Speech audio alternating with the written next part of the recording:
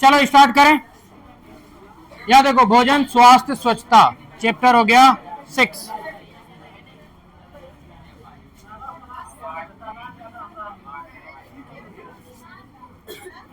हो गए, आराम से बैठ जाओ, आगे आओ।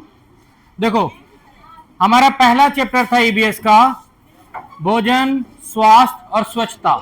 हम लोग यहां पे देखे थे भोजन के बारे में, शाकाहारी मांसाहारी सर्वाहारी। यहां दांत देखो, इसके दांत क्या हैं, बड़े हैं साइड के, ये है कैनाइन, और इसके दांत देखो सारे क्या है, एक समान। शाकाहारी मांसाहारी में जो अंतर हम पता करते हैं वो कैसे पता करते हैं, उसकी दांतों की संरचनाओं से। शाकाहारी मांसाहारी में किस दांत का अंतर है, कैनाइन दांत का, जो साइड वाले दांत होते हैं उसके कहते हैं कैनाइन। हम आपको बताए थे कि कुछ ऐसे जानवर हैं जिसके दांत बढ़ते रहते हैं, गिलहरी, चूहा, खरगोश, जो इन दांतों का इस्तेमाल वस्तु को कुतरने के लिए उपयोग में करता है। सांप के दांत होते हैं पर वो शिकार को निगल जाते हैं। पौधे के खाए जाने बाद अलग अलग हम भाग देखे थे, क्या हो गया, नोट्स सेम ही है, ये उसका क्या है, एक्स्ट्रा नोट है, उसमें हम एड ऑन करवा देंगे अभी।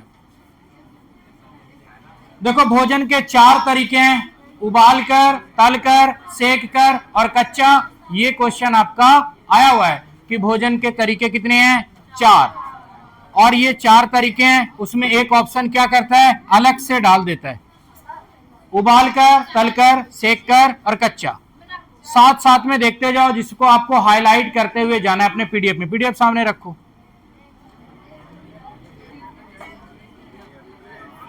पीडीएफ नहीं लाए हो,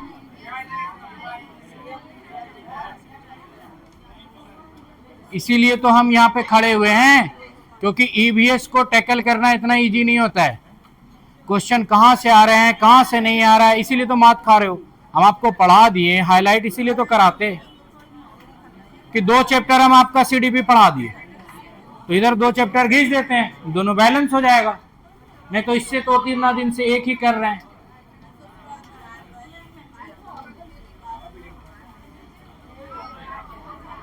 चलो, पीडीएफ नहीं लाए हो तो फिर हमको फिर इस पे आना पड़ेगा ना। आज मेरा ये फाइनल टच है। हाँ है उसमें,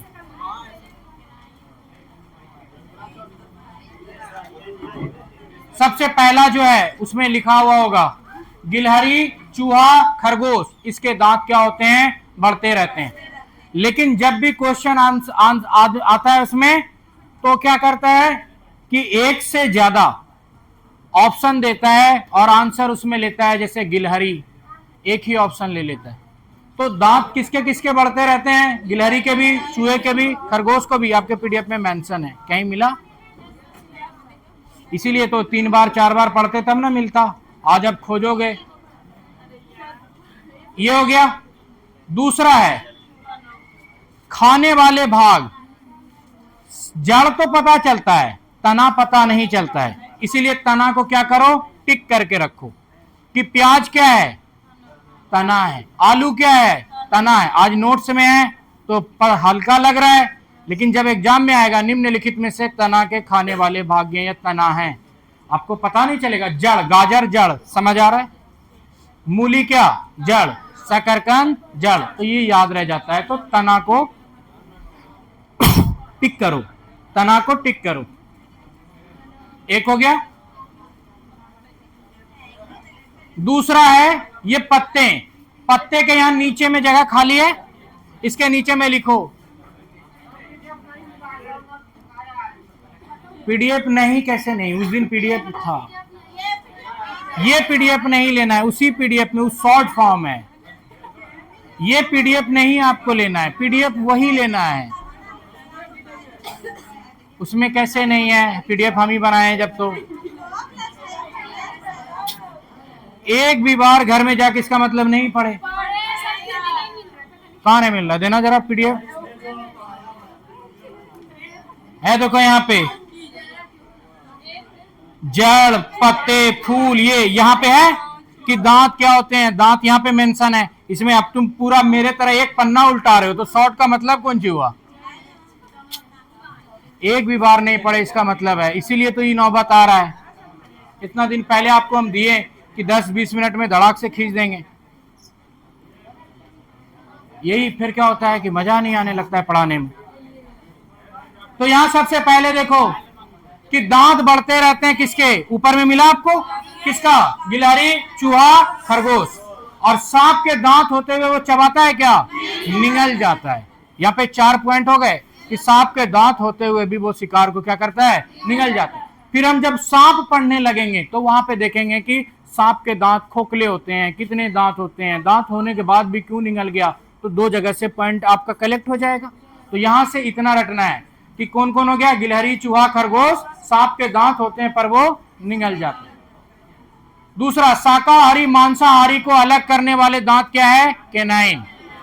शाकाहारी के दांत क्या होते हैं, एक जैसे, देख रहे हो यहाँ पे मुंह किया हुआ है कि घस सके आराम से, गाली कर सके। गाली करने के लिए दांत बराबर चाहिए, तो इसीलिए क्या है, शाकाहारी के दांत बराबर मांसाहारी के दांत एक्स्ट्रा क्या होंगे, कैनाइन। तो देखो अपने नोट्स में कहीं पे मिला कैनाइन, हाँ। अब आगे देखो, तना, तना हमको रटना है, तना। आलू क्या है, तना। प्याज क्या है, लहसुन क्या है, अदरक क्या है। अब वहां पे क्वेश्चन रहेगा निम्नलिखित में से तना के उदाहरण है। ऑप्शन में रहेगा आलू, गाजर, पालक, मक्का। तब आपको समझ नहीं आएगा कि तना क्या है, क्योंकि आपको ये जो तना है ये बायोलॉजिकल एरिया हो गया कि तना क्या है, आलू क्या है, तना, प्याज क्या है, तना। तो तना को हाईलाइट करो। दूसरा, पत्ता। पत्ता के नीचे में यहां पे मेंशन करो कि गीले कपड़े में, नीचे लिखो गीले कपड़े में। ये जो पत्ते से संबंधित कोई भी सब्जियां या सामग्रियां होती है उसको हम सुरक्षित कैसे रखते हैं, गीले कपड़े में। जैसे धनिया कैसे रखते हैं, गीले कपड़े में। तो यहां नीचे लिखो गीले कपड़े में।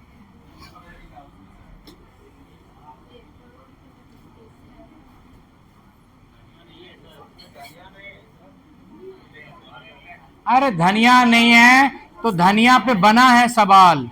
तो ये सारे जो नाजुक सामग्रियां होती है इसको सामान्य रूप से हम गीले कपड़े में लपेट के रखते हैं। तो वहां पे मेंशन करो गीला कपड़ा।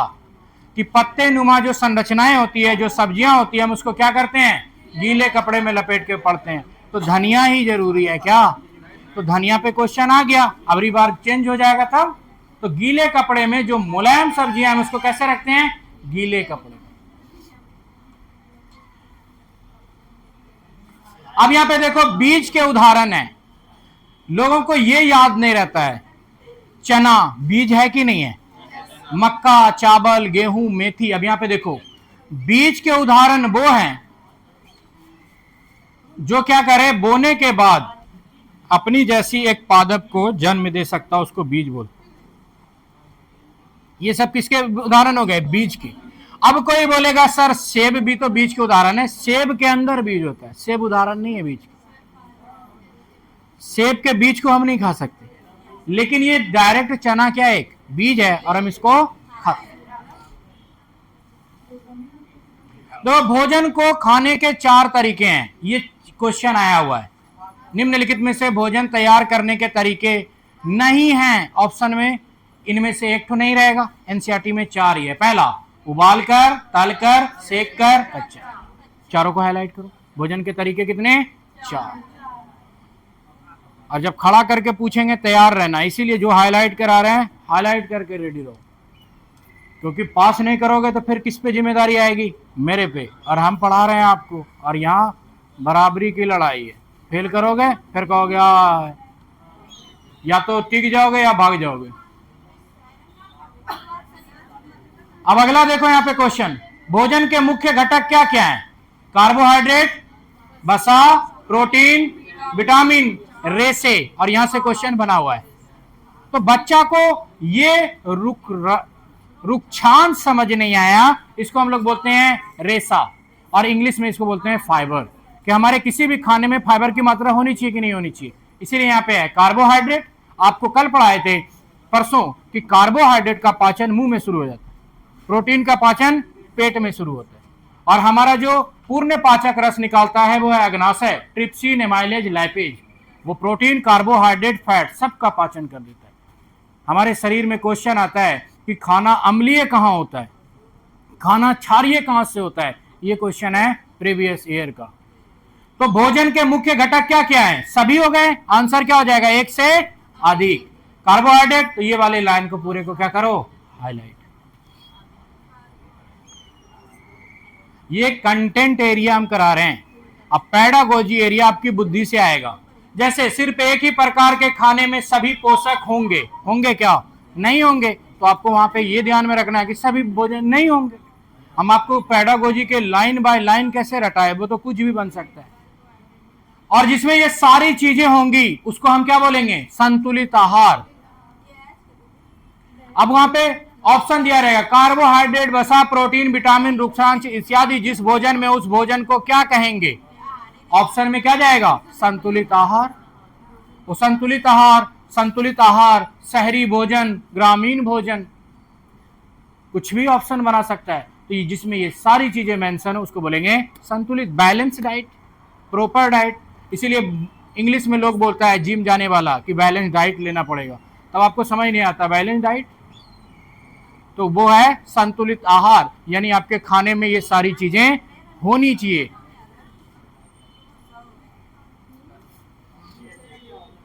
क्या? रेसा, फाइबर। जैसे फाइबर, जैसे मूंग खाते हैं हम लोग, उसमें फाइबर बहुत ज्यादा होता है। नारंगी सब खाते हो, फाइबर ज्यादा होता है। जिसको चबाने में वक्त लगे, जैसे चना, फाइबर ज्यादा होता है, चबा लोगे निगला नहीं जाएगा फाइबर के कारण। फाइबर, फाइबर वही रेशेदार, मतलब जिसमें क्या हो फाइबर, मतलब क्या? वो पेट साफ करता है फाइबर। कुछ सुने हो कि फाइबर युक्त भोजन पेट को सफाई, कॉन्स्टिपेशन नहीं होने देता। अब जान लो कितनी चीजें हैं फाइबर। पपीता में भी फाइबर पाया जाता है, मूंग में फाइबर है, चना में फाइबर है, जिसको चबा के आप निगल नहीं पाते हो, फाइबर इतना ज्यादा हो। अरे सॉरी, वो रेसा, रेसा का मतलब ताड़ गाछ का रेसा नहीं है ये। आप देखोगे जब आप उसको चबा लोगे ना, वो रेसे जैसा हो जाता है। मुंह से निकाल के देखना कभी कि रेसा यही है ना, उसमें मिठा है ना तित्ता है ना खट्टा है, लेकिन चिवाए जा रहे हो तो चिवाए जा रहे हो। जब तक नहीं घोटोगे ना तब तक मुंह में चबाता ही रहेगा वो रेसा। चना खाओ कभी? गुड़ में डाल के चना खाओगे, सारा गुड़ पेट में, चना मुंह में, निगला नहीं जाएगा। क्या पर्यावरण कैसे सिखाए? अब एक मुट्ठी चना खाना पड़ेगा आपको, तब पता चलेगा कि सारे संतुलित सामग्री पेट में चली जाती है, लेकिन रेसा यहीं पे बना हुआ रहता है। इसीलिए भैंस गाली करती है ताकि उसके रेसा को बारीक करके पेट में निकले, इसीलिए उसके दांत बराबर होते हैं। और हम लोग बारीक नहीं करते, हम लोग तो उसका रेसा तक भी नहीं आने देते। हर चीज में रेसा होता है। गोश्त को भी आप खूब चूरोगे ना, वो रेसा रेसा जैसी संरचनाएं ले लेगा, आपको दिखेगा कुछ ना कुछ, और हम लोग डालते हैं तुरंत नीचे, तो हमको पता नहीं चलता। संतुलित आहार में ये भी होता है। अब आगे देखो, सरकार के द्वारा सुधार करने के लिए मिड डे मील कार्यक्रम लागू कब किया गया? 2004। हाईलाइट करो दो मिड डे मील कार्यक्रम। एक तो ऐसे ही छोटा लिखें, इस पीडीएफ में बहुत बड़ा हो जाता। और ये कहां चलाई जाती है? प्राइमरी और उच्च प्राइमरी स्तर पे। निर्णय कब लिया गया? 2001, बगल में लिखो, निर्णय 2001, लेकिन सरकार लागू कब की? 2004। आएगा कि मिड डे मील कार्यक्रम के संबंध में सही कथन को चुनिए। मिड डे मील कार्यक्रम सरकार की एक योजना थी जो प्राइमरी स्तर पर बच्चों को गुणवत्तापूर्ण भोजन देने के लिए चलाई गई थी। तो सही है, लेकिन केवल प्राइमरी स्तर आ जाएगा तो गलत हो जाएगा, क्योंकि यहां भी। अब कहेगा कि मिड डे मील कार्यक्रम का निर्णय 2004 में लिया गया, निर्णय 2001 में लिया गया, लागू 2004 में किया गया। लागू करने में थोड़ा टाइम लग गया। मिड डे मील कार्यक्रम क्या है? दोपहर मुक्त भोजन। मिड डे, अब यहाँ पे कि मिड डे मील कार्यक्रम स्कूल में चालू करने का सरकार का मतलब यही कारण था कि बच्चा को क्या मिले? संतुलित भोजन। तो मिड डे मील कार्यक्रम किस पर आधारित है? संतुलित भोजन पे, कि दोपहर में बच्चों को संतुलित आहार मिल सके। और उस संतुलित आहार को जांचने के लिए सरकार बच्चे का वेट नापती है, आंख चेक करती है। कभी स्कूल में देखे हो शिविर लगता है कि क्या दिए संतुलित आहार? बड़ी भात रोज रोज। इसीलिए वहां बड़ी खूब खिलाया जाता है स्कूल में, क्योंकि बड़ी में होता है प्रोटीन। क्योंकि वहां क्या है, सभी संस्कृति के लोग आते हैं, चिकन मटन तो खिला नहीं सकता। हाँ, तो ये है। और ये मिड डे मील कार्यक्रम कब है? दोपहर को। क्योंकि ये भी मिस्टेक हो जाता है किसी से, मिड डे मील कार्यक्रम ये योजना है दोपहर की, शाम की, सुबह की, तो ये दोपहर की योजना है। पुराने जमाने में 2009, 2008, 2010 के सीटेट में ऐसे सवाल आते थे। हाईलाइट हो गया। चलो, चैप्टर जैसे जैसे खत्म हो जाएगा हम हाईलाइट कराएंगे, वो वक्त दूर नहीं जब तेज बच्चों को आप पछाड़ दोगे। तेज होशियार में ही 10 बार 8 बार देता रह जाएगा। लेकिन हाँ, वक्त यहाँ पे ये है कि आपको धीरे धीरे ऊपर चढ़ना पड़ेगा, क्योंकि आपको नहीं पता कितना पढ़ना है क्या नहीं पढ़ना है। तो जो हाईलाइट करा रहे हैं तैयार रहना उसको रटने के लिए। अब क्षेत्रीय व्यंजन 3 चीजों पे डिपेंड करती है, याद है? पहला उपलब्ध, दूसरा सस्ता, तीसरा सांस्कृतिक। है कहीं पे? करो हाईलाइट। कि सामान्य रूप से हमारी भोजन निर्भर करती है, कहेगा भोजन केवल सस्ता होना चाहिए। इस तरीके का जब पैडागोजी बनता है तो ये 3 चीजें आपको सपोर्ट करेगी उस टाइम पैडागोजी को टैकल करने में, कि भोजन सस्ता होना चाहिए। क्यों होना चाहिए? तब खरीदोगे आप। भोजन उपलब्ध होना चाहिए, तब लाओगे आप। और भोजन का सांस्कृतिक पहचान हो। बहुत आदमी क्या करता है जानते हो? 1 पाव मच्छी नहीं लेता है, जबकि मच्छी खा सकते हैं, लेकिन हमारी संस्कृति में एक्सेप्टेबल नहीं है।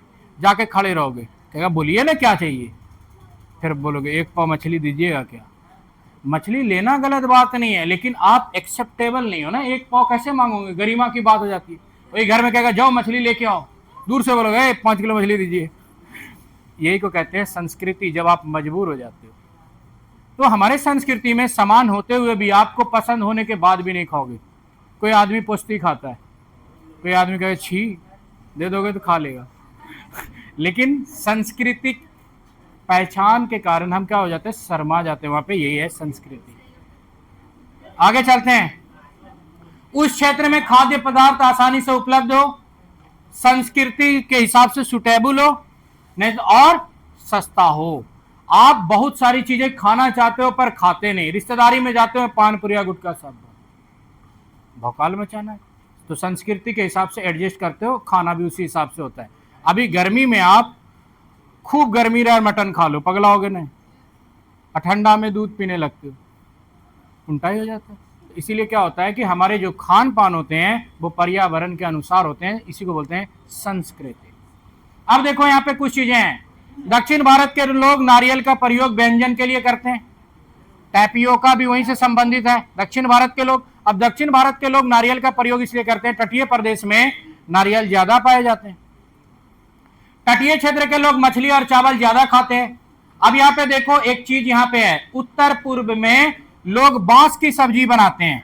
तो वहां पे मेंशन करो, अब नीचे में जो जगह छोड़े हैं ना खाली, इधर कहीं पर भी लिखो नोट कि उत्तर पूर्व में क्या करते हैं? बांस की सब्जी बनाते हैं। उत्तर पूर्व यानी नॉर्थ ईस्ट, जहां झूम की खेती होती है। हम आपको पढ़ाएंगे कि बहुत सारे हैं, नागालैंड, मणिपुर, मिजोरम, त्रिपुरा, ये सारे चीज तो नॉर्थ ईस्ट में ही है। तो बांस की सब्जी कहां बनाई जाती है? उत्तर पूर्व भारत में। लिंगहू फैन नीचे मेंशन करना सेकंड में। हांगकांग, बांस की सब्जी कहां? उत्तर पूर्वी भारत। लिंगहू फैन कहां? आपके पास नोट्स नहीं है? वहां भी नहीं है।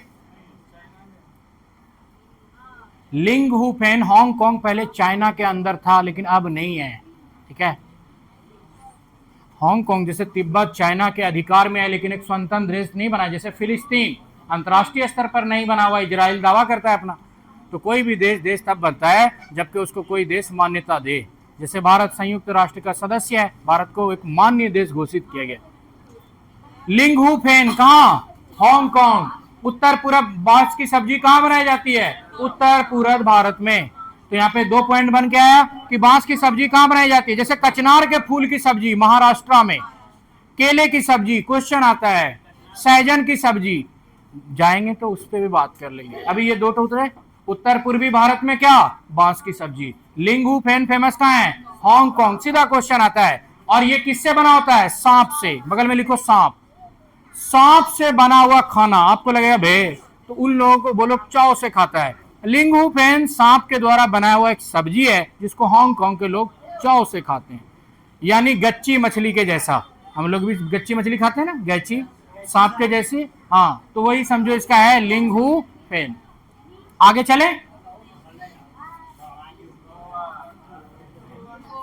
देखो गोवा में मछली को नारियल के तेल में फ्राई करते हैं, वहां पे मेंशन है, जो मेंशन नहीं है वो लिखा रहे हैं, मछली नारियल के तेल में, हो गया। और कश्मीर में तरुआ के तेल में, सरसों के तेल में, तो बगल में लिखो कश्मीर, मेंशन नहीं है। तो क्वेश्चन यहीं से आते हैं, ऊपर ऊपर नीचे नोट करो, कश्मीर सरसों का तेल, कश्मीर सरसों का तेल, गोवा नारियल तेल, कश्मीर सरसों का तेल, 2 पॉइंट हो गए। कश्मीर सरसों का तेल, नारियल तेल ऑलरेडी मेंशन है। ऐसे करके मैक्सिमम आपके कितने 20 से 30 पॉइंट बनेंगे बस। और नीचे में है टैपियोका केरल, नीचे टैपियोका मेंशन है आपका, टैपियोका मिला केरल, उसको हाईलाइट करो। अब देखो बैक कराते हैं, रिकॉल कराते हैं। खाना पकाने के 4 तरीके, किसी भी व्यंजन को सेलेक्ट करने के 3 तरीके, मिड डे मील कार्यक्रम 2004, मांसाहारी दांत के पास केनाइन होता है, गिलहरी खरगोश चूहा के दांत बढ़ते रहते हैं, बांस की सब्जी उत्तर पूर्वी भारत में बनाई जाती है, सरसों के तेल में जम्मू कश्मीर, नारियल के तेल में गोवा, लिंगू फेम हांगकांग, टैपियोका केरल। याद हुआ? आगे चल। अरे सरसों के साग का कोई काम नहीं है, आना होगा कंटेंट तो इतना से ही आएगा, और आपको इतना ही पढ़ना है, ज्यादा पढ़ के भी एग्जाम नहीं निकलता है। प्रैक्टिस लगाओ ज्यादा से ज्यादा। अब पोथिये उल्टाते रह जाओगे, प्रैक्टिस कब करोगे? आप प्रैक्टिस करो, बाद बाकी रटा हम देंगे। उतना ही रटना है जितना हम हाईलाइट करवा रहे हैं, नहीं तो फिर अपने हिसाब से ही पढ़ लो। आओ ही मत, पैसा दोगे काय के लिए, बल लो, और यहाँ आए हो तो फिर मेरे हिसाब से पढ़ लो, नहीं तो साल जाएगा और दूसरे के बात पे नहीं रहो, अपना सहारा खुद बनो। अगर इतना होशियार होता तो पास नहीं करता। तो जो मतलब एक बार दे चुका है, जो ज्यादा होशियार है उससे दूरी बना के रखना। कंपटीशन की दुनिया का सिंपल उसूल है, अपना पैर मजबूत करो। कबर में और एग्जाम में लोग अकेला जाता है, इतना ध्यान में रखना। इसलिए आज दोस्त बना लोगे, 2-4 क्वेश्चन दिखा देगा, टेस्ट में भौकाली हो जाएगा, मगर एग्जाम में दूध का दूध पानी का पानी हो जाएगा।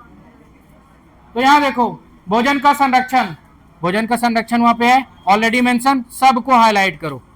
भोजन का संरक्षण, उसमें हम उतना ही लिखें जितना काम का है। ज्यादा नमक मिला के, जैसे मुरब्बा और रसगुल्ला खराब ना हो इसलिए ज्यादा उसमें चीनी डालते हैं, हाँ चीनी, और अचार में ज्यादा नमक डालते हैं। इस सब से क्यों? क्योंकि बैक्टीरिया का भी टेस्ट इंसानों जैसा है, उसको भी ना ज्यादा मीठा पसंद है ना ज्यादा खट्टा पसंद है। इसीलिए जानते हो टेस्ट खराब कर दोगे चीजें बच जाएगी। गोश्त में मसाला डाल दो, देखना वो भी जल्दी खराब नहीं होगा। कभी देखो लोग को अगर नहीं बनाना होता तो मसाला मिला के रख देता है, क्योंकि उससे बैक्टीरिया अटैकिंग क्या हो जाती है, कम हो जाती है। तो जानते हो किसी भी चीज को अगर बैक्टीरिया से बचाना है तो ही कर दो। तो वहां पे सारी चीजें हैं, या तो फ्रिज में डाल दो, बैक्टीरिया ठंडा खुदे लगता है, वो भी है, क्योंकि उसमें भी तो जान है ना, बैक्टीरिया में भी जान है। तो जान 3 भागों में हम लोग जान को बांटे थे, बॉटनी, जूलॉजी, माइक्रोबायोलॉजी। कुछ ऐसी चीजें जानदार है जिसको हम देख नहीं पाते, माइक्रोस्कोप लगता है। हमारे हाथ पे बैक्टीरिया है, देख पा रहे हैं क्या? नहीं, इसीलिए बिना हाथ धोए गाल, आंख, नाक, जो हमारे सेंसिटिव ऑर्गन है, हमारी इंद्रियां हैं, उसको नहीं टच करना चाहिए। जैसे आंख हो गया, नाक हो गया, कान हो गया, इन सारी चीजों को नहीं टच करनी चाहिए।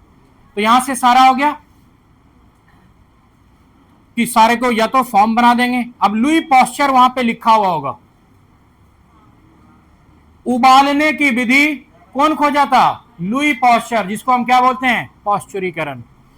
3 पॉइंट, पॉस्चुरीकरण की विधि किसने खोजा था? Louis Pasteur. और ये क्या है? दूध को उबालकर पॉस्चुरीकरण करने की विधि लुई पॉस्चर निकाला था।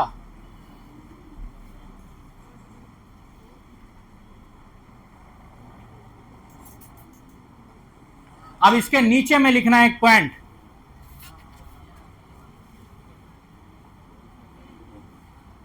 श्वेत क्रांति, बर्गिज कुरियन।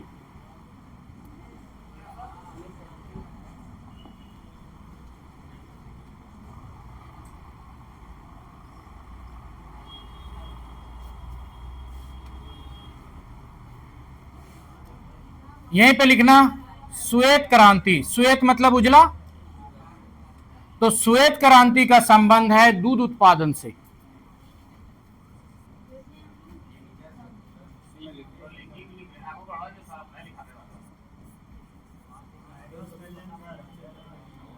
श्वेत क्रांति, दूध उत्पादन, और ये दिया था वर्गीज कुरियन।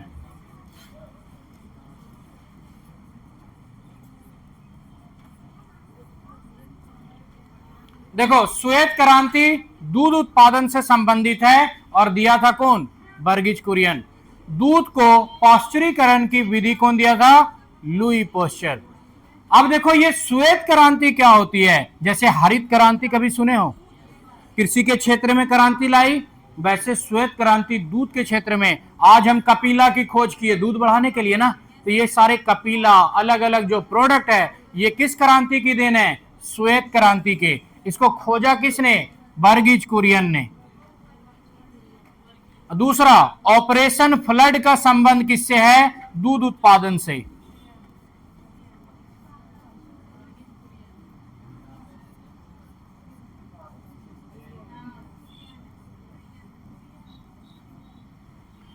देखो ऑपरेशन फ्लड, फ्लड मीन्स होता है बाढ़, तो दूध को बढ़ाने के लिए भारत में जो क्रांति चलाई गई उसको कहा गया ऑपरेशन फ्लड। और अमूल भारत में सबसे बड़ी श्वेत क्रांति को सपोर्ट किया, ये है अमूल। अमूल कंपनी नाम सुने हो? इसके संस्थापक कौन थे? वर्गीज कुरियन। तो श्वेत क्रांति के जनक कौन? वर्गीज कुरियन। अमूल कंपनी किसकी फैक्ट्री है? वर्गीज कुरियन की। कभी अमूल का दूध पिए हो? तो किसकी कंपनी है? वर्गीज कुरियन। तो ऑपरेशन फ्लड के संपादक कौन थे? वर्गीज कुरियन। ये वर्गीज कुरियन इसकी पूरी कि ये लोग दूध के क्षेत्र में, भारत मवेशियों का देश है, सबसे ज्यादा जानवर पाए जाते। तो यहां पे इतनी चीजें मेंशन हो गई। दूध को शुद्ध करने की विधि उबाल करके, पाश्चुरीकरण करते हैं, खोजा किसने? Louis Pasteur. ऑपरेशन फ्लड का संबंध किससे है? दूध उत्पादन से। श्वेत क्रांति किससे संबंधित है? दूध उत्पादन से। और वर्गीज कुरियन इसको दिया था। वर्गीज कुरियन सबसे प्रसिद्ध किसके लिए है? अमूल से। चलते हैं आगे।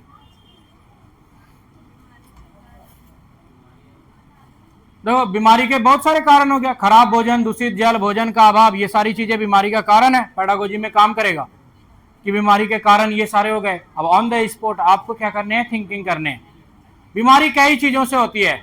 बीमारी का कारण है जीवाणु, विषाणु, प्रोटोजोआ और फफूंदी, ये सारे कारण है बीमारी के।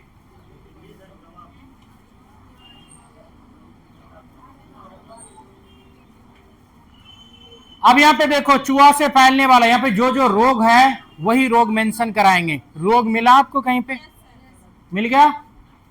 अब वहां पे देखो कहीं पे लिखा हुआ है प्लेग लिखा हुआ है, किसके द्वारा फैलता है?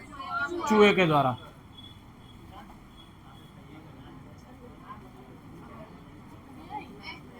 हैजा मक्खी के द्वारा। देखो मच्छर के द्वारा कौन सा रोग फैलता है, ये क्वेश्चन आया हुआ है। चिकनगुनिया, डेंगू, मलेरिया कि किसके द्वारा फैलता है? मच्छरों के द्वारा। इसीलिए आपके पास भी नोट से नहीं है? अच्छा भूल गए, कोई बात नहीं। अब यहां पे देखो हैजा किसके कारण होता है? मक्खी के कारण। और ये दूषित जल से फैलता है। मिला कहीं पे पॉइंट?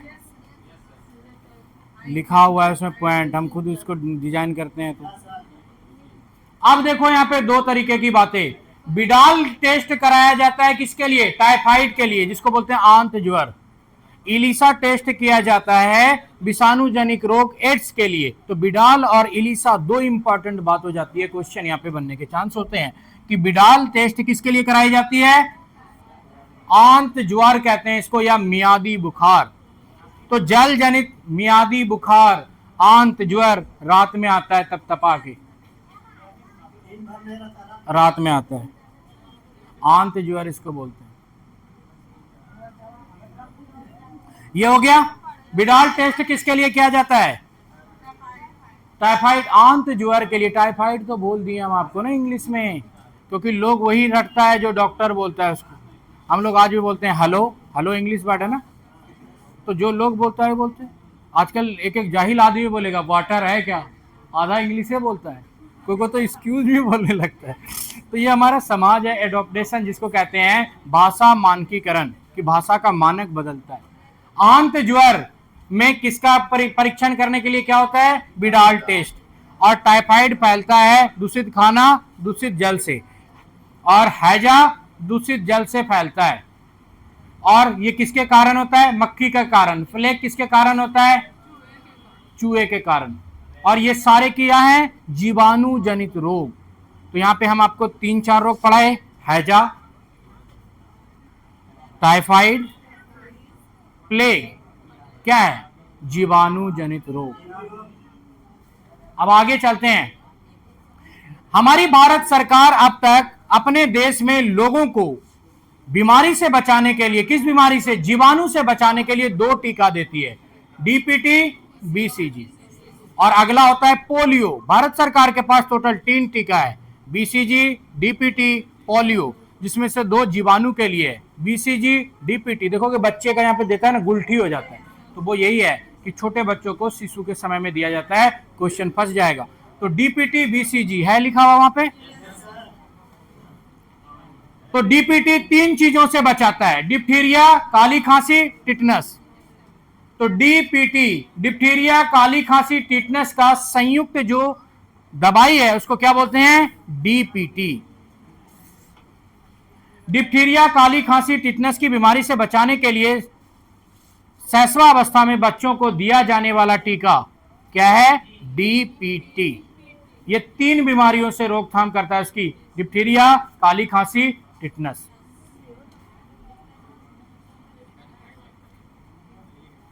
अब है बीसीजी, जो टीबी से बचाता है लोगों को। जो आदमी बीसीजी का टीका नहीं लेता उसको टीबी होने के चांसेस बहुत ज्यादा होते हैं। और ये सरकार की जो ये सारी जो वैक्सीन हैं वो बहुत प्रभावी है, इसीलिए सरकार हर बच्चों को दिलवाता है।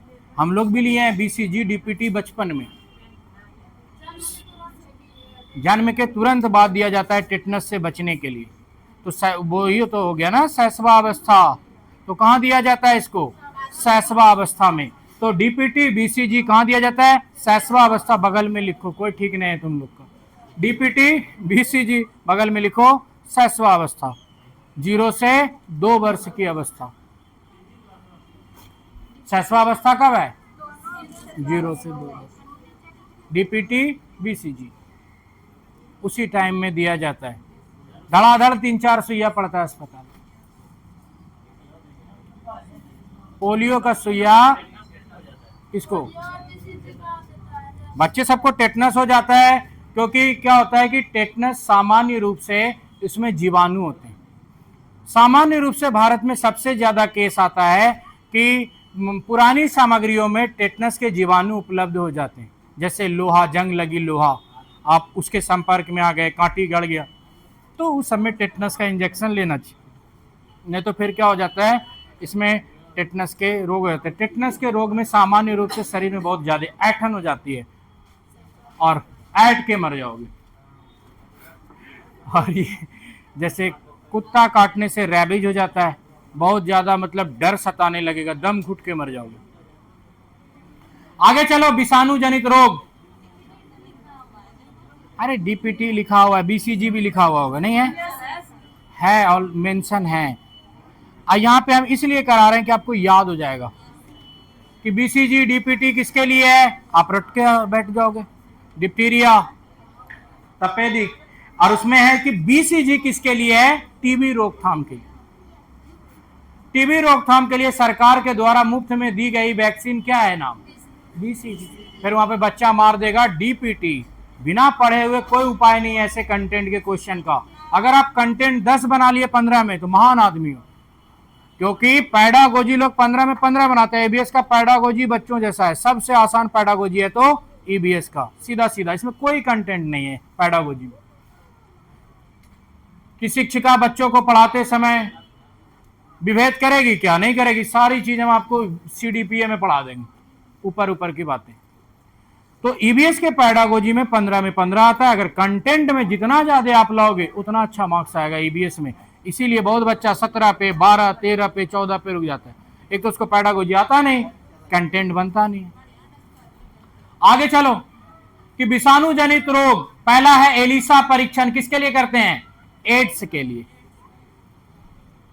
दूसरा है रेबीज और एड्स, दोनों विषाणु जनित रोग हैं। दूसरा डेंगू चिकनगुनिया, बच्चा लोग गलती कर देता है, अभी हम आपको पढ़ाए ऊपर में, डेंगू और चिकनगुनिया ये दो यहां पे आया। अभी तीसरा आपको अभी दिखाते हैं प्रोटोजोआ में, प्रोटोजोआ में कि मलेरिया, देखो मलेरिया किसके कारण होता है? प्रोटोजोआ, प्रोटोजोआ से होने वाला रोग है मलेरिया। और यहां देखो कि डेंगू और चिकनगुनिया किसके कारण होता है? जीवाणुओं के कारण, मच्छरों के कारण। अभी देखो डेंगू और चिकनगुनिया मच्छरों के कारण, लेकिन मलेरिया प्रोटोजोआ के कारण। तो यहां देखो एलिसा परीक्षण किसके लिए? एड्स के लिए। कुत्ते से क्या होता है? रेबीज। सिर्फ कुत्ते से ही नहीं होता है, पराया जानवरों के काटने से हो सकता है। कुत्ता, घोड़ा, बंदर, एनसीईआरटी 3 का नाम लिखती है। तो एलिसा परीक्षण एड्स, दूसरा है रेबीज और डेंगू चिकनगुनिया, ये 3 को हाईलाइट करो जल्दी। हाँ, एलिसा टेस्ट है, बिडाल क्या है? टेस्ट है। एक्सरे क्या है? टेस्ट है। कि जब आप जाओगे ना आपका ब्लड निकालेगा, टेस्ट करेगा, तो उसका नाम है एलिसा। तो एलिसा परीक्षण एड्स से संबंधित है, रेबीज जानवरों से, दूसरा डेंगू चिकनगुनिया एडीज मच्छर के काटने से होता है। ये तीनों कौन से रोग हैं? विषाणु रोग। आपको ऊपर पढ़ाएं कि डिप्थीरिया, टिटनस, याद है आपको ऊपर? और दूसरा टाइफाइड, आंत ज्वर, हैजा, ये सारे क्या हो गए? जीवाणु जनित रोग। आगे चले।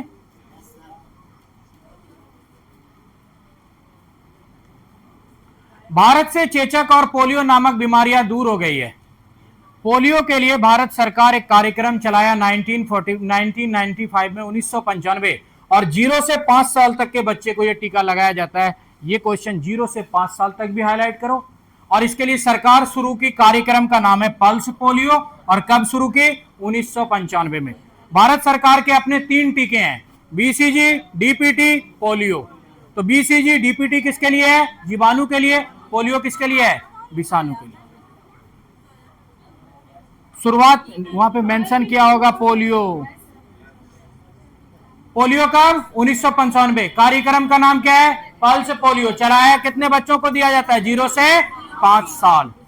पल्स पोलियो एक कार्यक्रम थी भारत सरकार की, ताकि पोलियो किसी बच्चे को ना हो। पोलियो का कारण था विकलांगता, विकलांग हो जाते हैं बच्चे, उसमें उसका एक पैर दूसरे के मुकाबले में छोटा हो जाता है, एक हाथ दूसरे के मुकाबले में, यानी अंग का संपूर्ण विकास ना होना पोलियो के लक्षण है।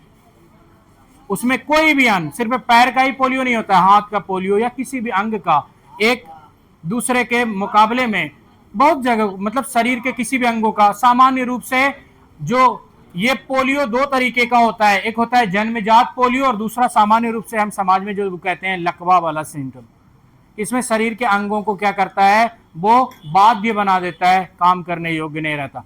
तो इसके लिए सरकार चलाई है पल्स पोलियो। शुरुआत कब की? 1995। और किस बच्चे को टीका दिया जाता है? 0 से 5 साल तक के बच्चे को।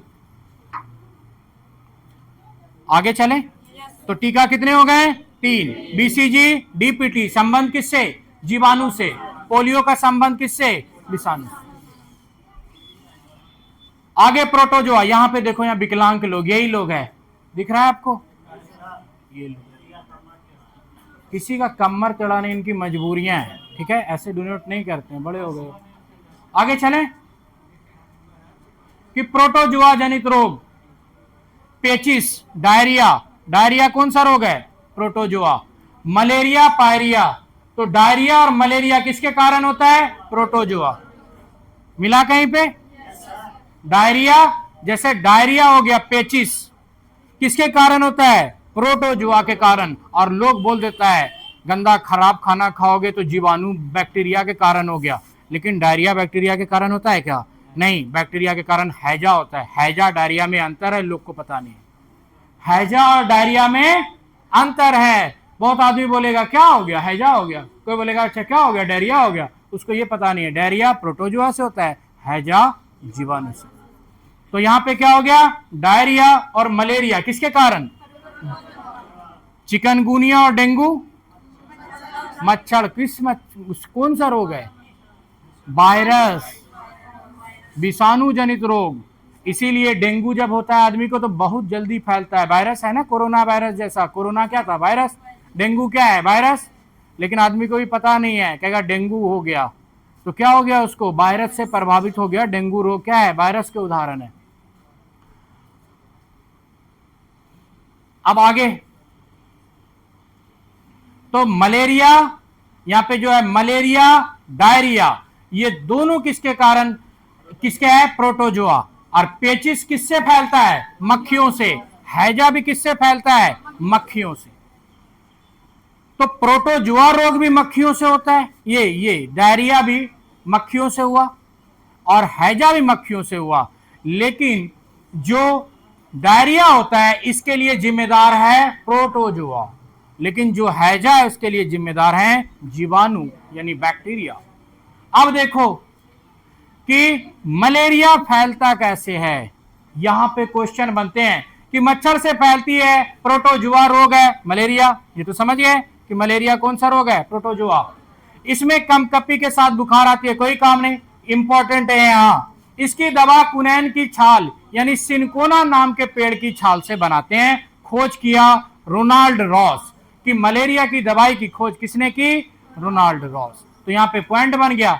इसकी दवाई लिखी हुई है, इसकी दवाई कुनैन सिनकोना नाम के पेड़ के छाल से बनती है। खोज किया रोनाल्ड रॉस। और ये भी क्वेश्चन आता है कि मलेरिया के दवाई की खोज किसने की? Ronald Ross. अगर याद नहीं रहा अगले क्लास में तो या तो क्लास से भगा देंगे या आना नहीं। तो जो आपका हाईलाइट करा रहे हैं या तो पढ़ना है तो आओ, नहीं तो मत आना। और पूरा डिसिप्लिन। डिसिप्लिन मतलब जब हम पढ़ा रहे हैं, खून जला रहे हैं, तो आउटपुट निकलना चाहिए ना। आपकी वजह से दूसरा बच्चा खराब हो जाएगा। या तो अच्छे से पढ़ो, रेगुलर क्लास आओ, जिम्मेदारी से पढ़ो, या मत आओ, नहीं तो हम खुद भगा देंगे। क्योंकि मेरा सिंपल सा उसूल है, या तो दिल में आओगे या दरवाजे के बाहर जाओगे। ठीक है? तो आपको जब हम मेहनत कर रहे हैं इसी उम्मीद पे ना कि आप रिजल्ट दो, जब दोगे ही नहीं तो रखेंगे भी नहीं, आपसे माहौल ही खराब होगा। बस या तो डिसिप्लिन में आके साथ से साथ चलो कि आपके पीछे अगर हम मेहनत कर रहे हैं तो आप भी मेहनत करो ना। फिर बाद में जहां मिलेंगे गाली देते फिरोगे, तो गाली इसलिए देते फिरोगे क्योंकि आप उसके लायक हो। हम अभी आपको करवा रहे हैं। जब आएगा क्वेश्चन कि मलेरिया की दवाई किससे प्राप्त की जाती है? सिनकोना की छाल से। मेरी गलती रहेगी क्या? देखना जाके प्रीवियस ईयर क्वेश्चन, तो आपको एकदम रटा हुआ होना चाहिए कि इसकी दवाई कैसे बनती है? कुनैन सिनकोना नाम के छाल से बनती है। खोजा किसने? Ronald Ross. अब दूसरा है कि मच्छरों की रोकथाम के लिए क्या करना चाहिए? मच्छरों के प्रजनन को रोकने के लिए ठहरे पानी में तेल डाल देते हैं। तेल डालने से क्या होता है कि मच्छर, देखो इंसान हाथ फैलाता है तो पानी पे तैरने लगता है, मुर्दा लाश पानी पे तैरने लगती है अपने घनत्व के कारण। तो मच्छर क्या होता है? पानी में तैर जाता है। बहुत भार कम है, पानी का भार ज्यादा होता है। जब केरोसिन तेल मिला देते हैं उसमें तो पानी क्या करती है? मच्छर से ज्यादा हल्की हो जाती है। मच्छर उसमें क्या होता है? डूब जाता है। तो मच्छर के जो लार्वा है, जिसको हम बोलते हैं कि मच्छर का जो लार्वा है, मच्छर के पानी के ऊपर तैरता है, जिसको हम नहीं देख पाते। मच्छर खुद है इतनी बड़ी है, 12 से 14 दिन उसकी जिंदगी ही होती है। तो क्या होता है कि मच्छर क्या होता है कि ये जो मच्छर ये पानी के ऊपर अपने लार्वे को जन्म देता है। तो उसमें केरोसिन तेल डाल देते हैं तो मच्छर का रोकथाम हो जाता है। दूसरा है ग्रुम्बूसिया मछली। एक मछली है, मच्छरों के रोकथाम के लिए पानी में डाली जाती है, जिसका नाम है ग्रुम्बूसिया मछली। तो देखो मच्छरों के प्रजनन के लिए लिखा है नीचे, ग्रुम्बूसिया मछली भी लिखी है, तो लिखी है, हाईलाइट करो। ये है रोनाल्ड रॉस और ये है कुनैन। अब देखो कुनैन है गाछ, और इसमें जब फल आता है तो उसी को बोलते हैं कि सिनकोना के वृक्ष में ये जो होता है कुनैन, ये दोनों संबंध है, सिनकोना और कुनैन।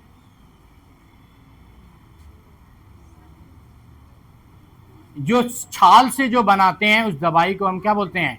कुनैन। तो जब आएगा क्वेश्चन कि सिनकोना नाम के पेड़ की छाल से बनाई हुई दवाई का क्या नाम है? कुनैन। मार्केट में जो दवाई बिकती है मलेरिया के लिए, उसके ऊपर लिखी रहेगी कुनैन। अभी जाना दुकान मेडिकल में, बोलना क्या कुनैन दीजिए, अब हम क्या बताएंगे तो मेडिकल में दवाई मिलेगा, तो उस दवाई को जो सिनकोना की छाल से बनाई जाती है उसका क्या नाम है? कुनैन। तो मलेरिया के लिए कौन सी दवाई, मलेरिया रोकथाम के लिए डॉक्टरों के द्वारा कौन सी दवाई सूचित की जाती है? कुनैन। क्या? अरे ये छाल देखो, ये छाल लोग पिलाता है और हम लोगों के यहाँ ये छाल है नहीं, तो हम लोग उसका दवाई खा लेते हैं, वो उसी छाल से बना हुआ है। समझ में आया? अब हम लोग के लिए पास यहाँ नहीं है तो हम लोग क्या खा लेते हैं?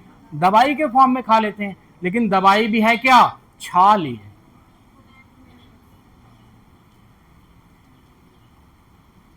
आगे देखो फफूंदी। अब देखो 3 4 5 तरीके का रोग, सारा बात कर लेते हैं हम लोग कि यहाँ पे दांत, खाद, खुजली, फफूंदी या कबक से होने वाला रोग है। जैसे यहाँ देखो कद्दू का लत उजला उजला हो गया, कभी दिनाए उनाए देखो उजला ही होता है, ऐसे राउंड अप, तो ये सारे हो गए। दूसरा हो गया गंजापन, बाल में ऐसे राउंड राउंड हो जाएगा, बाल उड़ जाएगा। तो दांत, खाज, खुजली ये किसके उदाहरण है? फफूंदी की, जिसको बोलते हैं कबक। काजू सड़ गया, भोपड़ी लग गया, कबक जैसी संरचनाएं हो जाती है। तो कोई भी चीज धरती पर जो खराब हो रहा है कबक के कारण, जीवाणु के कारण, तो जीवाणु जनित रोग या कबक रोग। तो आदमी में भी कबक रोग पकड़ लेता है कि अगर काजू सही से नहीं रखोगे तो काजू खराब, आदमी सही से नहीं रहोगे तो आदमी खराब, दांत, खाज, खुजली हो जाएगा हाइजीन मेंटेन ना करने के कारण। आदमी को भी धर लेगा कौन सा रोग? कबक रोग। काजू को भी अच्छे से नहीं नमी में रखोगे तो उसको भी धर लेगा, भोपड़ी जिसको हम लोग बोलते हैं, तो वही तो कबक ही रोग है। तो ये सूखे चीजों में कबक रोग लगता है, गीली चीजों में जीवाणु रोग लगता है। अगर कोई गीला चीज है मर जाएगा तो पिल्लू हो जाता है उसमें, तो यानी जीवाणु जनित रोग। और अगर खराब हो गया, सूख के भोपड़ी लग गया तो सूखा रोग हो गया। तो जो जिसमें पानी नहीं होता उसमें सूखा रोग होता है, भोपड़ी लग जाता है, और जिसमें पानी होता है उसमें जीवाणु जनित रोग होता है। और ये है दांत, खाज, खुजली, ये सूखा रोग है। तो सूखा रोग के उदाहरण क्या है? दांत, खाज, खुजली। तो ये 3 हो गया, 3 को हाईलाइट करो, नीचे है करो हाईलाइट। अब देखो मच्छरों से कौन कौन सा बीमारी फैलता है? मलेरिया, डेंगू, चिकनगुनिया और मस्तिष्क ज्वर किससे फैलता है? मच्छरों से। 3 ही इंपॉर्टेंट है, मलेरिया, डेंगू, चिकनगुनिया किससे फैलता है? मच्छरों से। और मक्खियों से क्या फैलता है? पीलिया, हैजा और आंत ज्वर। तो यहां पे पीलिया लिया है तो पीलिया काट के फेंक दो, हैजा और आंत ज्वर पीलिया भी है कि मक्खियों से फैलने वाला रोग। अरे पीलिया रोग जिसको हम लोग ये बोलते हैं जॉन्डिस, जो बिलारुबिन की अधिकता के कारण हो जाता है। बिलारुबिन यानी जिसको बोलते हैं पित्तरस। अगर हमारे शरीर में बिलारुबिन की अधिकता ज्यादा हो जाए तो नाखून, हाथ, पैर, आंख सब पीला पीला दिखाई पड़ने लगता है।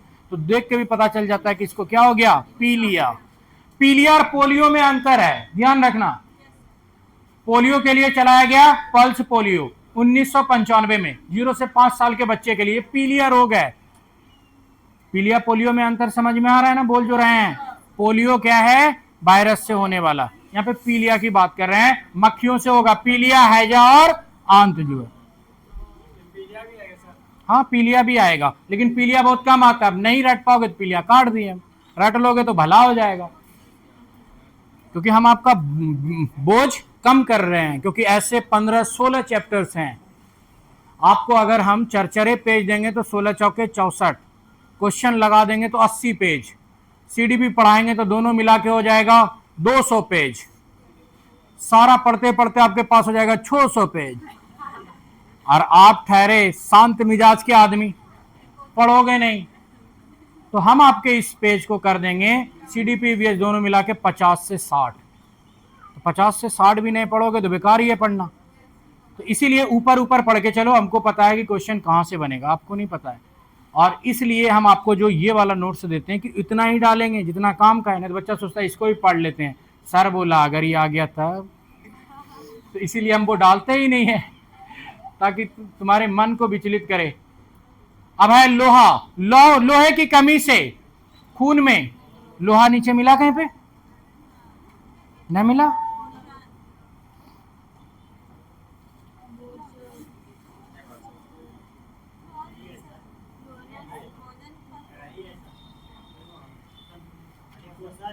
अच्छा पोषण है, दिखाना नोट्स, जगह जगह मेंशन किए हैं, एडजस्ट कहीं भी कर देंगे। और जो खुल गया, किताब है ये, समझे। बहुत आदमी कहता है सिरवा लग गया ज्ञान नहीं होगा, ज्ञान पढ़ने से आता है ना कि सेवा करने से। कमा के पैसा दोगे बाप माँ खूब इज्जत करेगा, पैर दबाओगे खा के इज्जत नहीं करेगा। इसीलिए जानते हो रिश्ता कमाया जा सकता है। किसी को फ्रिज दे दो एक तो शादी में, पप्पू कह गया है बेटा आओ, एक फ्रिजे में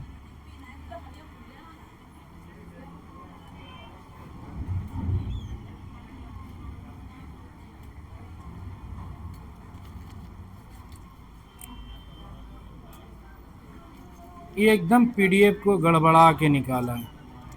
देखो सब्जी काटने धोने के बाद यहाँ बच गया कचरा नियंत्रण भी, इस पार बच गया है। तो कचरा नियंत्रण भी आपको हाईलाइट करना है, लिखो नीचे जगह जहाँ पे है, ऐड करो, ये लो। तो कचरा नियंत्रण और पुनर्चक्रण बगल में लिखा हुआ है ना, दोनों को घेरा घेरा। कचरा नियंत्रण। अब देखो पुनर्चक्रण क्या होता है, पुनर्चक्रण और है वो होता है पुनः उपयोग।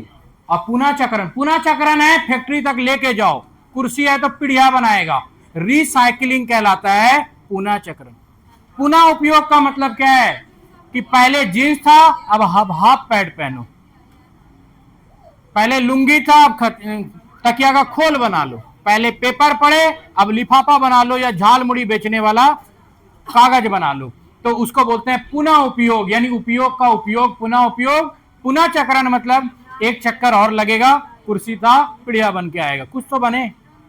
तो हो गया पुनः चक्रण, पुनः उपयोग। तो किसी भी खराब वस्तुओं को, पर्यावरण के लिए खराब वस्तुएं खराब हैं, इसको सुरक्षित करने के लिए उपाय सुझाए जा सकते हैं। तो पुनः चक्रण, पुनः उपयोग। और दूसरा है कि खाना खराब हो जाता है अगर, जैसे देखो सेब काटते हैं थोड़ी देर में लाल हो जाता है, यानी उसमें आयरन है। आलू काटते हैं थोड़ी देर में लाल हो जाता है, देखो उसमें भी आयरन है। तो ये सारी चीजें जिसमें क्या होती है कि बड़ी मात्रा में कोई चीजें अगर है तो उसका प्रभाव प्रोडक्ट पे दिखेगा। और मान लो कि आप उसको धो दिए, दिक्कत हो जाएगा। तो वहां पे है कि जो खाना है उसको धोना नहीं चाहिए काटने के बाद, धो कब, काटने से पहले। किसी भी चीज को बार बार धोने से विटामिन, प्रोटीन, फैट, कार्बोहाइड्रेट के कम होने के चांसेस हैं। उसके बनाने के तकनीक से भी अंग्रेज लोग और इंडियन लोगों के खाने में पोषण का स्तर अलग हो जाते हैं। अंडा पूरा बॉयल करके नहीं, हाफ बॉयल खाना चाहिए, क्योंकि उसमें पोषण प्रभावित नहीं होते। हम लोग उसको तल नहीं, कुड़कुड़िया बना देते हैं मुंह के स्वाद के लिए। पूरा एकदम ऐसा अंडा ऐसे पकड़ोगे ना जिलेबी की तरह खड़ा हो जाएगा, इतना तल देते हैं उसको। तो इससे भी पोषण प्रभावित होता है। अब पोषण प्रभावित होने के कारण लिखा हुआ है आपका, कहीं पे मिला है? कैसे नहीं, कहीं ना कहीं है, एक बार आप पढ़े नहीं। कचरा मिल गया, उसके बगल में कहीं पे है पोषण प्रभावित के कारण काटना नहीं चाहिए, नहीं मिला कहीं पे। भोजन संरक्षण नहीं है, भोजन प्रभावित के कारण।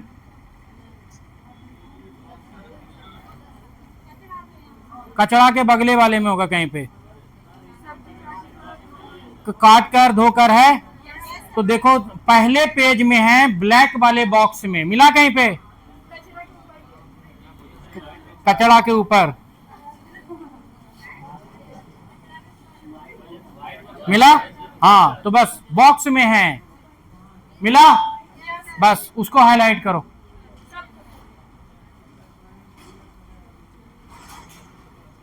तो भोजन पकाते वक्त हमें क्या ध्यान देना चाहिए? तो ये सारी चीजें हो गया।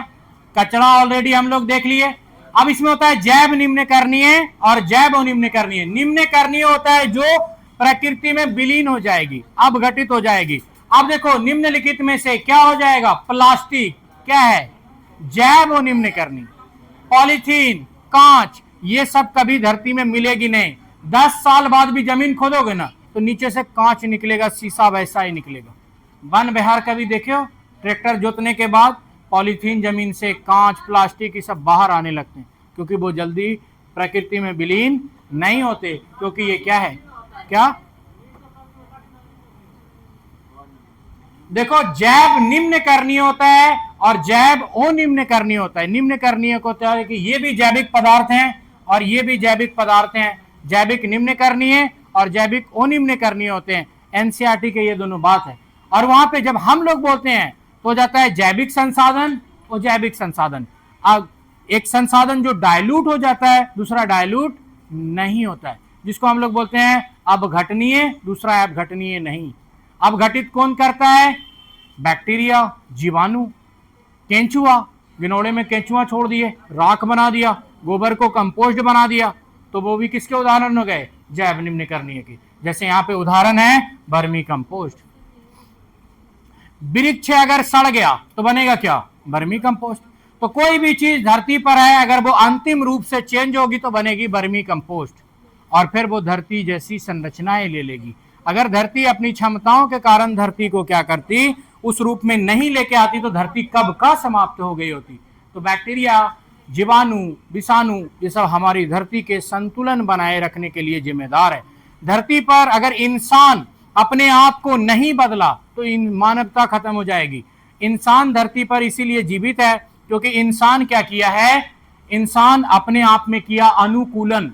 इंसान मांसाहारी था लेकिन आज बन गया ये सर्वाहारी। तो ये किसके उदाहरण है? अनुकूलन के। इस धरती पर जितनी तबाही होगी, ये धरती जब अपने आप में चेंजिंग लेके आएगी वो कहलाएगी उत्परिवर्तन। सुनामी लाएगी, भूकंप लाएगी, कोरोना वायरस लाएगी। जब धरती वो सहनीय हो जाएगी, तो धरती जब अपने आप में संतुलन लाती है तो वो उसको क्या बोलते हैं? उत्परिवर्तन। और इंसान जब अपने आप में चेंजिंग लाता है उसको बोलते हैं अनुकूलन। यानी जीव, जंतु, पादप, इंसान जो जानदार चीजें हैं अपने आप में चेंजिंग लाता है, अनुकूलन। जिराफ का गला लंबा हो गया, अनुकूलन। हाथी का शरीर बड़ा हो गया, अनुकूलन। मच्छर खून पीने लगी, अनुकूलन।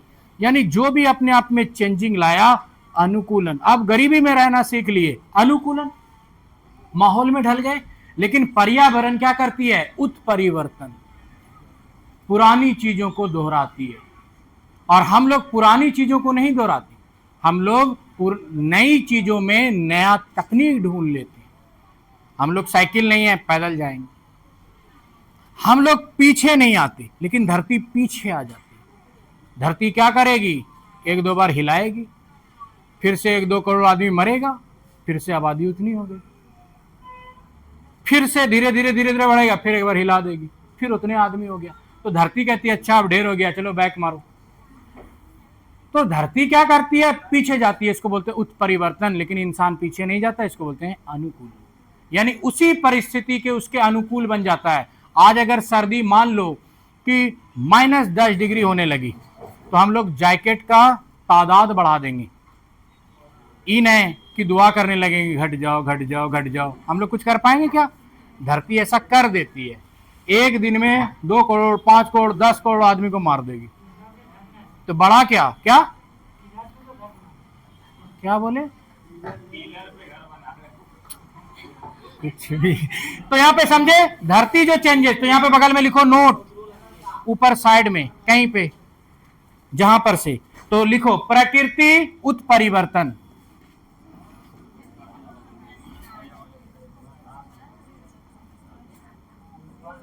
प्रकृति उत्परिवर्तन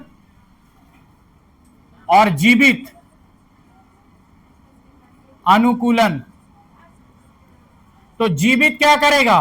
अनुकूलन। और प्रकृति क्या करेगी? उत्परिवर्तन। तो प्रकृति पीछे चली जाएगी उसी अवस्था में, लेकिन इंसान पीछे नहीं जाएगा, इसी अवस्था के अनुकूल खुद को ढाल लेगा। अगर आपके पास 10 रुपया है तो क्या करोगे? घर जाओगे लाने के लिए, मेला में हो तो उसी हिसाब से एडजस्ट कर लोगे ना। लेकिन धरती ऐसा नहीं करती। धरती को लगता है यहां टेंशन ज्यादा है, एक बार हिला दो, बादल गिरा दो, धरती टेंशन नहीं लेती है। धरती कहते हैं पुराना दिन ही ठीक था, तो बैक चली जाती है। पूर्ण चक्रण पुनः उपयोग हो गया। अब है देश को स्वच्छ बनाने के लिए सरकार कि देश में इतना कचरा हो रहा है, इस कचरे को कैसे नियंत्रण करे।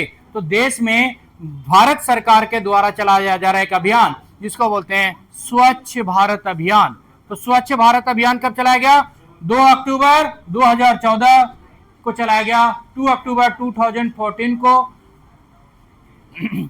महात्मा गांधी के जयंती दिवस पे हम लोग 2 अक्टूबर को स्वच्छ भारत अभियान मनाते हैं। स्वच्छ भारत अभियान में ओडीएफ फ्री सोसाइटी, जहां का जो क्षेत्र है पूरी तरीके से शौचालय युक्त शहर बन गया है। हमारे यहाँ सबको मुफ्त लैट्रिन का पैसा काहे दिया जा रहा है? ODF free society. ओडीएफ का मतलब रोड पे जो बैठ जाता है सुबह सुबह, उससे बहुत ज्यादा गंदगी आ रही है, उससे तालाब में चला गया आपका गंदगी, जानवरों तक चला गया, इससे पर्यावरण को बहुत तेजी से नुकसान हो रहा है। तो ओडीएफ फ्री सोसाइटी बनाने के लिए, और ओडीएफ फ्री 3 राज्य हैं, सिक्किम, हिमाचल प्रदेश और केरल। कहीं पे है मेंशन? क्या हो गया? ओडीएफ का मतलब है रास्ते पे मत बैठो। है मेंशन कहीं पे? नहीं है तो लिखो स्वच्छ भारत अभियान 2 अक्टूबर 2014। उसके नीचे पुनः चक्रण पुनः उपयोग के पास कि अब क्या होगा कि सरकार गंदगी के निपटान के लिए कुछ कर रही है। क्या कर रही है? स्वच्छ भारत अभियान चलाई है। मिला? मिला कि नहीं मिला? मिल गया? हाँ, इसमें उतनी ही चीजें हैं जितनी काम की है। मिला कहीं पे? स्वच्छ भारत अभियान कौन पेज में है? पेज नंबर भी नहीं। जल्दी जल्दी करो, क्वेश्चन कराते हैं, आगे बढ़ जाएंगे। वही उसमें क्या लिखा हुआ है? स्वच्छ भारत अभियान कब है? 2014 लिखा है? नहीं लिखा है तो लिखो स्वच्छ भारत अभियान, लिखो कहीं पे स्वच्छ भारत अभियान 2 अक्टूबर 2014। ओडीएफ फ्री सिक्किम, हिमाचल, केरल, भारत के 3 राज्य हैं जो ओडीएफ फ्री बन चुके हैं। बाहर में कोई नहीं लोटा लेके जाता है। झारखंड ओडीएफ फ्री है क्या? नहीं। बिहार होगा क्या? यूपी होगा क्या? नहीं। तो 3 यहाँ पे है, सिक्किम, हिमाचल और केरल, जहां लोग पढ़े लिखे लोग। तो ओडीएफ फ्री 3 स्टेट है, सिक्किम, हिमाचल और केरल।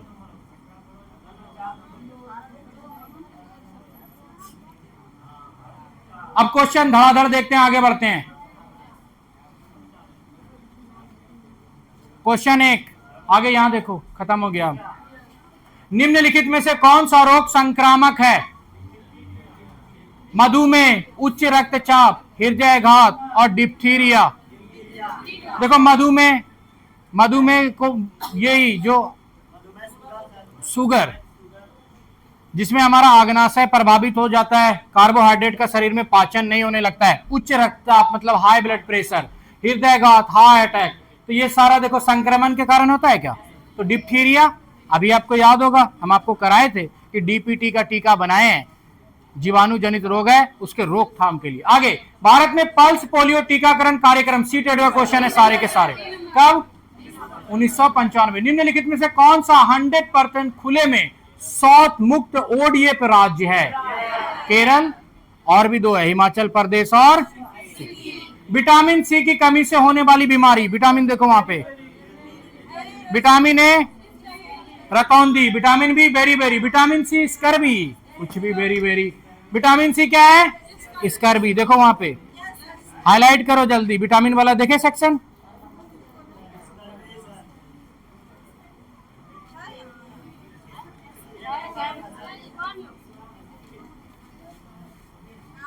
मिल गया? हाईलाइट करो उसको। और ये चैप्टर हमारा हुआ समाप्त, और आपके होने चाहिए जुबान पर। कुनैन नामक दवाई प्राप्त होती है, नीलगिरी के पौधे से, बी सिनकोना के पौधे से, एकोनाइट के पौधे से, या जलीय पौधे से। हमारे पर्यावरण को बचाने के लिए 3 प्रकार के आहार हैं, 3 प्रकार के आहार हैं। सीटेट का क्वेश्चन है, कम उपयोग, पुनः चक्रण और पुनः उपयोग। अब देखो, अगर आपको यूज नहीं है तो उपयोग नहीं करो। बिना मतलब का गाड़ी चलाते हैं, उससे तेल जा रहा है, पर्यावरण में प्रदूषण बढ़ रहा है ना, तो कम उपयोग करना। तो यहाँ पे पर्यावरण को बचाने के 3 आ रहे हैं। पहला, बिना मतलब का खर्चा मत करो। हम लोग ठंडा में गर्म पानी निकालने के लिए और गर्म में ठंडा पानी निकालने के लिए मोटर 10 मिनट चला देते हैं। है जरूरत उसकी? नहीं, इससे पर्यावरण को नुकसान हो रहा है। तो पहला है कम उपयोग। तो यहाँ पे कहाँ हो गया? कम उपयोग, पुनः चक्रण, पुनः उपयोग। समझ में आया ना? क्योंकि पुनः संरचना कभी पढ़ाए हैं? है इसकी कोई बात? तो यहाँ पे कम उपयोग, पुनः चक्रण, निर्माण पढ़ाए हैं क्या? नहीं। तो यहाँ पे 3 शब्द हो गए, इसीलिए इसका आंसर चला गया पुनः उपयोग। नहीं, ये कम उपयोग, पुनः चक्रण, पुनः उपयोग। फिर कहोगे सर यही क्यों गया? क्योंकि यही शब्द पढ़ाए हैं आपको।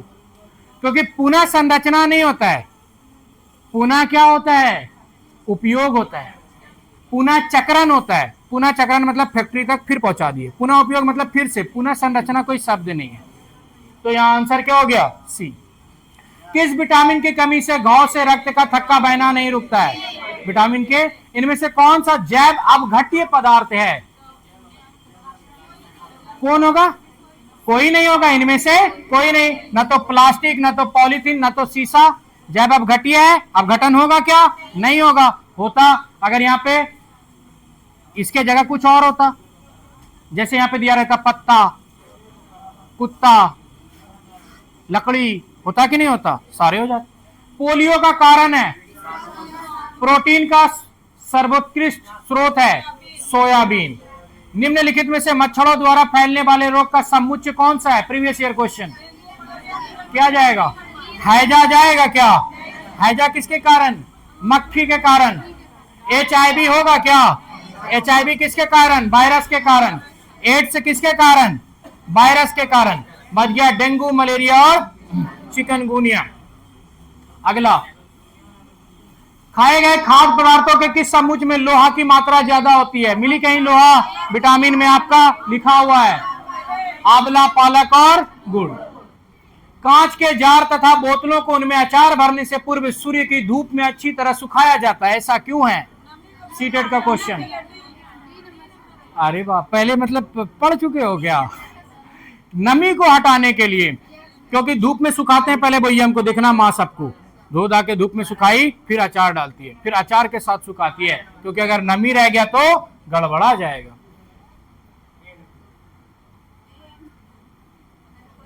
अचार को स्वादिष्ट बनाने के लिए भैया हम धूप में रखते हैं क्या? दूसरा, उनके तापमान में वृद्धि करने के लिए। सी, उनमें से धूल को हटाने के लिए। क्या जानते हो, जब आपको नहीं कुछ आपके पास नॉलेज रहेगा ना, आप छितरा जाओगे। नमी को हटाने के लिए, या तो फिर कॉमन सेंस खूब अच्छा हो आपका। अगला क्वेश्चन नंबर 14। मच्छरों के प्रजनन की रोकथाम के लिए ठहरे पानी पर तेल डालने की सलाह दी जाती है, ऐसा इसलिए क्यों? क्योंकि मच्छर तेल की परत में फंस जाते हैं।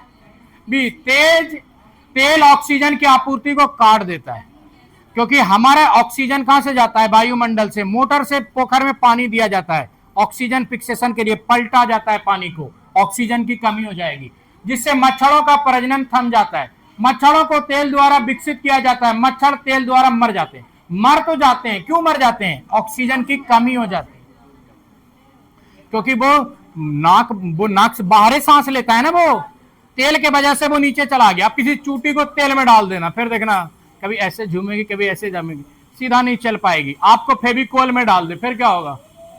आपको चूहा वाले सुलेशन वाले उसमें चिपका दे। तो वही हालत है यहाँ भी, कि मच्छर बहुत छोटी होती है, उसका जो शरीर है वो चिकनाहट हो जाता है।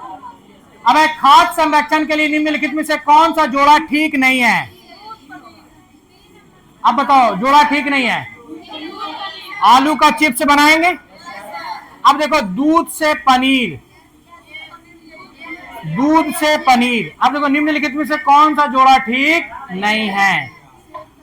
कि देखो, आलू से चिप्स बना लिए, सेब का जैम बना लिए, कच्चा आम का अचार बना लिए, अब दूध से पनीर। अगर दूध से, देखो यहां पे खाद्य संरक्षण का है, दूध से अगर पनीर भी बना लिए ना तो भी वो लंबा नहीं टिकेगा। संरक्षण होगा क्या दूध से पनीर का?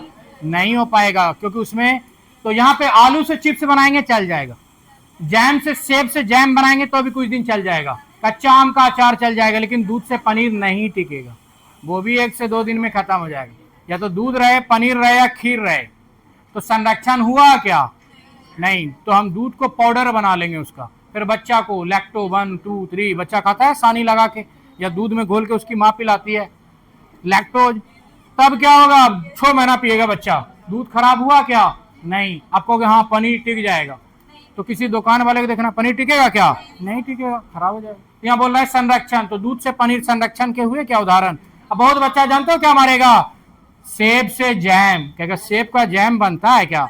जैम करेली का भी बन जाएगा, जूस बना दो, जूस बन गया, फिर उसको हाई पावर पे फिर उसको सुखाया जाता है, हो गया जैम। अगला जल्दी देखो, रीना आम पसंद करती है, वह इन्हें जाड़े के लिए संरक्षित करना चाहती है, क्या बनाएगी? आम जाड़ा तक चलेगा क्या? नहीं। तो क्या करना पड़ेगा? फ्रिज में जाड़ा तक रहेगा, फ्रिज में आम 10 दिन रहेगा। कभी हुआ है कि 2 साल रख लिए फ्रिज में आम? न तो आम मार्केट में सस्ते रहता, सबने फ्रिज ले लेता। भी अचार और आम का पापड़ बना लेंगे, ये तरीका। लेकिन यहाँ पे देखो इसका टेस्ट चेंज हो जाएगा। कह रहा रीना आम पसंद करती है, यहाँ तो अचार हो गया ना, अब आम का अचार हो गया, पसंद बेचारी आम कर रही है, यहाँ पे अचार हो गया, आम का पापड़ हो गया। तो जूस से आम का टेस्ट नहीं बदलेगा। बदलता है क्या? वो तो उसी का रस है ना। तो यहाँ पे क्या हो गया? बेचारी को पसंद है आम, खिला रही हो अचार, तो दोनों का फॉर्म चेंज हो गया ना। जूस फॉर्म चेंज हुआ, जूस तो आम का ही है, वही टेस्ट है कि बाबू तुम पहले आम से पहले खींच रही थी, अब ये लो डिब्बा से खींचो, वही रस है, वही टेस्ट है। अरे जाड़े के लिए आम पसंद है, बस जाड़े के लिए संरक्षित करना चाहती है, लेकिन संरक्षण में फॉर्म चेंज हो गया ना बाबू। यहाँ आम बन गया अचार, लेकिन यहाँ आम है क्या? जूस ही तो आम है। आम में है क्या? जूस ही है ना। बेचारी को आम पसंद है, अचार खिलाओगी क्या? आम अचार में अंतर नहीं है, लेकिन आम और जूस में, आम में है ही क्या? जूस ही तो है। इसीलिए आंसर इसका क्या हो गया? सी। अब यहां पे देखो कि यहां पे अगर आंसर 1 से अधिक रहता तो बी सी दोनों हो जाता, 1 से अधिक रहता तो बी सी दोनों हो जाता। यहां पे बात हो गई पसंद की, संरक्षण बी भी होगा सी भी होगा। जूस बनाएंगे तो संरक्षण नहीं होगा, जूस बना के आम का रख देंगे तो नहीं रहेगा, रहेगा। अचार भी बना लेंगे तो भी रहेगा। लेकिन बात हो गई यहां पे क्या? पसंद की। बेचारी को पसंद है आम और ये बन गया अचार, गड़बड़ा गया ना। लेकिन जूस वही रह गया, आम में है क्या? जूस। तो इसीलिए क्या है? आंसर चला गया इसका क्या?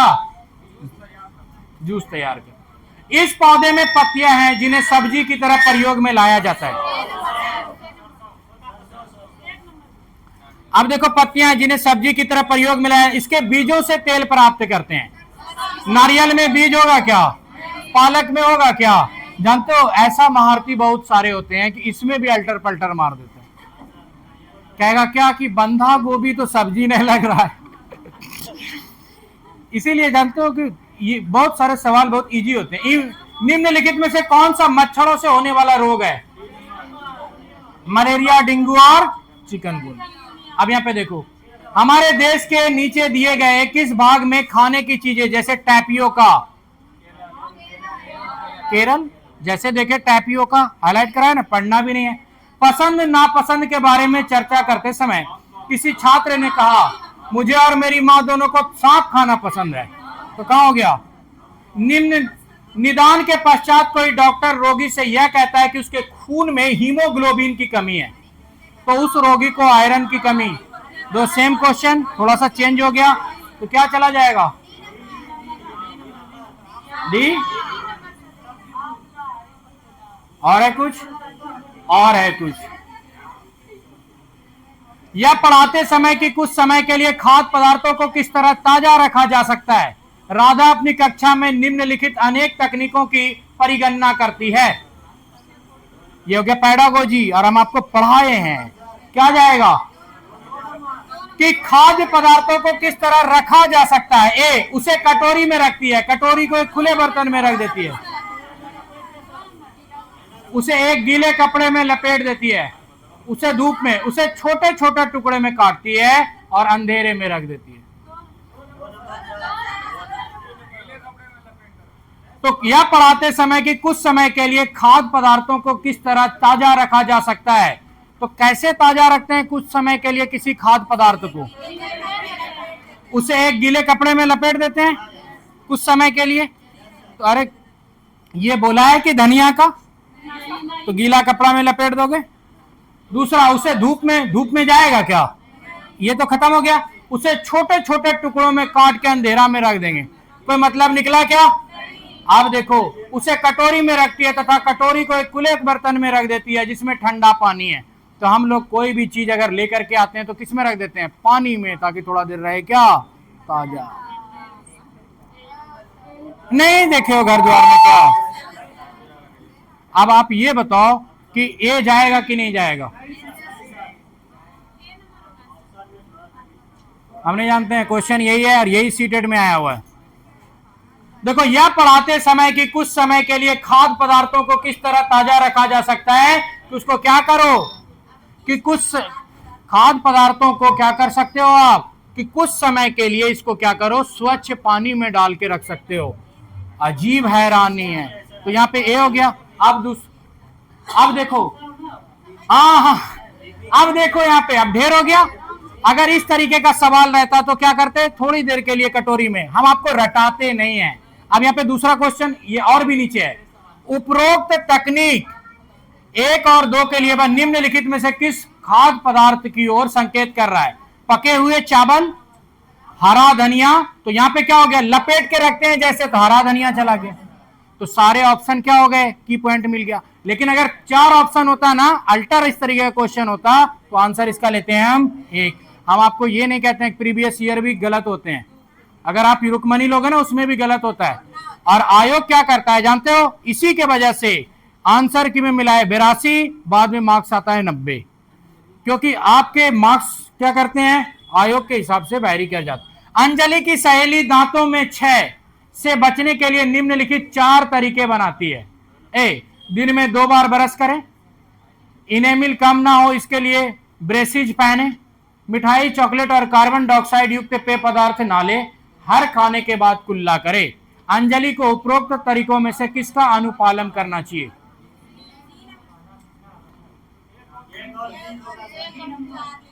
अरे ब्रेसिज होता है दांत अंदर घुसाने के लिए, तो दांत, तो 2 नंबर का कोई बात है क्या? तो 2 काट के फेंक दिए। अब बच गया, देखो कुल्ला करो, सही है कि नहीं? 4 तो ठीक है। अब 2 काट दिए, 2 काट दिए, 4 एक में बचा हुआ है, हो गया। ब्रेसिज कहाँ होता है? अच्छा, 1 3 नहीं होगा। मिठाई, चॉकलेट, कार्बन डाइऑक्साइड युक्त पदार्थ ना ले, 3 भी सही है। दिन में 2 बार ब्रश करे, अरे ठीक तो है यार। हर खाने के बाद कुल्ला करे, अजीब हो यार। 2 बार ब्रश नहीं कर सकती है, बहुत आदमी 2 बार ब्रश करता है सुबह शाम। अब 1 मिनट और, बस खत्म हो गया। अब अगला, मीरा और दिव्या छोटी लड़कियां हैं। मीरा समोसे, कटलेट और डबल रोटी खाना पसंद करती, जबकि दिव्या ऐसा भोजन पसंद करती है जिसमें लौह तत्व की कमी है। मीरा और दिव्या को निम्नलिखित बीमारियों में से कौन सी बीमारी होगी? तो मीरा मोटा जाएगी और दिव्या एनीमिया से ग्रसित होगी, क्योंकि ये ऐसा खाना खाती है जिसमें लोहे की क्या हो? कमी हो। तो यानी दिव्या को बीमारी होगी एनीमिया, तो एनीमिया बाद में होना चाहिए। तो एनीमिया कहाँ है? यहां, और मोटी, यानी मीरा हो जाएगी मोटी और दिव्या हो जाएगी एनीमिया से ग्रसित। यानी जिसके बारे में पूछा, यहां पे बच्चा क्या कर देता है? उल्टा आंसर ले लेता है। अगला, विटामिन ऐसे पदार्थ हैं जो स्वस्थ रहने के लिए दवाइयों के रूप में लिए जाते हैं, भी पेशियों का विकास करके हमें ताकतवर बनाते हैं, हीनताजन्य रोगों से बचाव के लिए थोड़ी मात्रा में आवश्यक है, हमारी उपापचय दर बढ़ाकर भार में कमी लाती है। सी नंबर कि विटामिन क्या करता है? रोग प्रतिरोधक क्षमता को बनाता है। इस तरीके से हमारा एक चैप्टर पूरी तरीके से हो गया समाप्त। प्रीवियस ईयर में आए दिखा दिया आपको क्वेश्चन। अब रट्टा लगाने के लिए रहना तैयार। लगा कॉन्फिडेंस लेवल बढ़ा?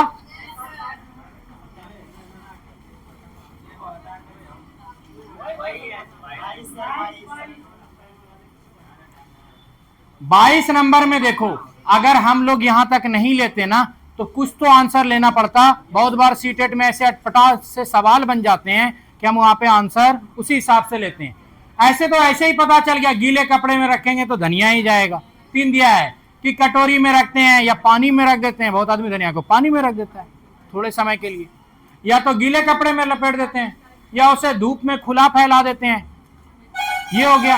अब यहां पे कह रहा है क्या कि ऐसे अगर उसको खुला नहीं फैलाओगे ना तो वो एक दूसरे पे चिपक जाता है। धनिया के ये भी कारण है। दूसरा है कि छोटे टुकड़ों में काटती है और अंधेरे में रख देती है। जो भी बना दिया तो बना दिया, हम क्या करेंगे? हम लोगों का की पॉइंट है गीले कपड़े में। तो जो भी पत्तेदार सब्जियां होती हैं हम उसको क्या करते हैं? गीले कपड़े में रखते हैं, ना कि धनिया को।